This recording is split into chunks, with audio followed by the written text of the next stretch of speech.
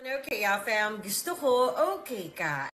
Victoria Martinez Dinglasan or kilala sa pangalan na Digito Yang ng 97.1 OKFM Legazpi City, Bicol, pumanaw na guys sa edad na 30.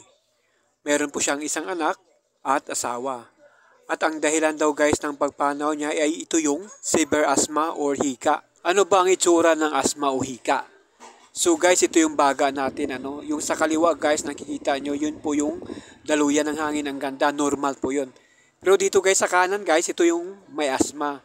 Kasi po namamaga po yung daluyan ng hangin, kaya halos masikip na, no?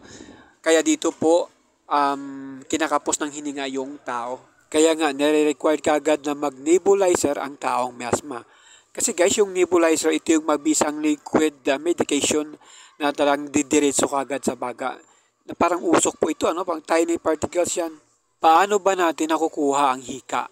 So ito guys, kadalasan ito, genetics po ito or namamana natin sa atin mga magulang.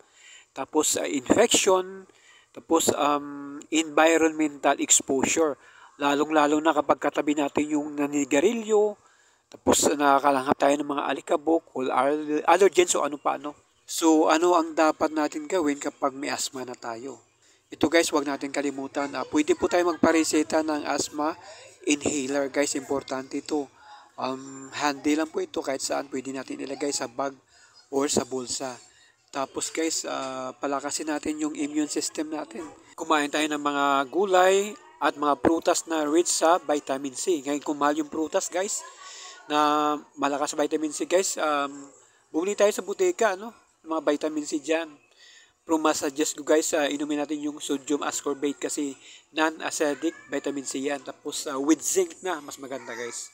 Tapos po, wag natin kalimutan na dapat meron tayong salbutamol nebule sa bahay. Ito po yung bala ng nebulizer. At least kapag inatake tayo, nandyan lang kagad. Pero kung wala naman tayong sariling nebulizer, pwede naman tayo guys humiram sa ating barangay health station.